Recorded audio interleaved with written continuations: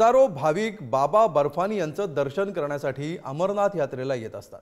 या भाविकांच्या सुरक्षेसाठी इथं हजारो लष्करी जवान गस्त घालत असतात।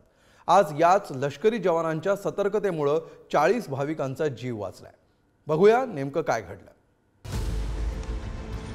बसमधून पेट्रोल डिझेलची अगदी स्पेअर पार्टची गळती झाल्याचं यापूर्वी आपल्याला माहिती आहे, पण चालत्या बसमधून माणसांची गळती हा काय प्रकार आहे?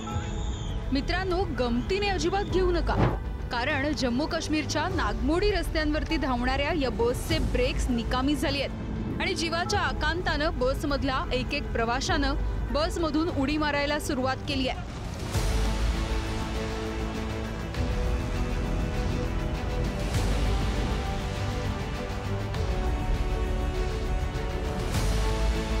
हिमालयाच्या कुशीतल्या बाबा बर्फानी यांचं दर्शन करून आपली अमरनाथ यात्रा संपवून हे 40 प्रवासी माघारी येत होते आणि रस्त्यामध्ये घात झाला। वळणावळणाच्या रस्त्यावरती बसचे ब्रेक निकामी झाले। एका बाजूला उंच डोंगर, दुसऱ्या बाजूला खोल दरी आणि त्यामध्ये सापासारख्या नागमोडी रस्त्यांवरून बेदरकारपणे धावणारी ही बस। कुणाच्याही हृदयाचा ठोका चुकेल असंच हे दृश्य।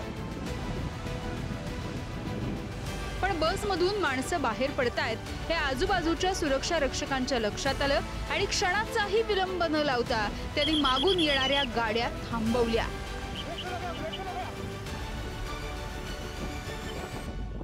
मागच्या गाड्यांमधून वेगानं हे जवान बसच्या जवळ पोहोचले।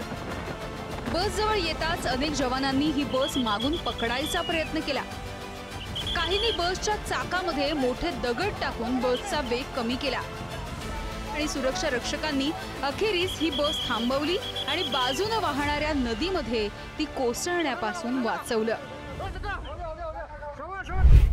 पंजाबच्या होशियारपूरची ही बस होती आणि या अपघाताच्या वेळेला बसमध्ये 40 प्रवासी होते। यामधले 10 प्रवासी गाडीमधून उडी मारल्यामुळे जखमी झाले। त्यांच्यावरती लष्कराच्या मदतीने उपचार सुरू आहेत। आज या प्रवाशांवरती जी वेळ आली ती कुणावरही येऊ शकते।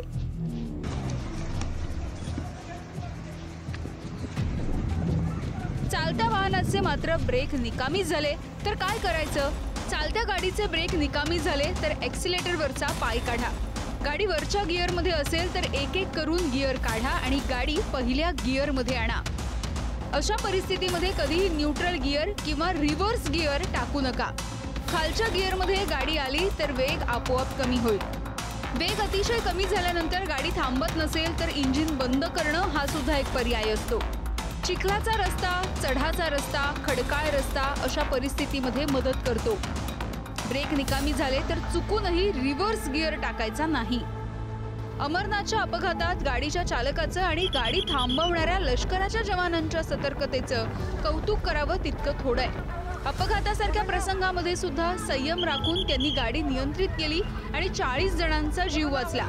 म्हणतात ना, काळ आला होता पण वेळ आली नव्हती। ब्युरो रिपोर्ट, पुढारी न्यूज।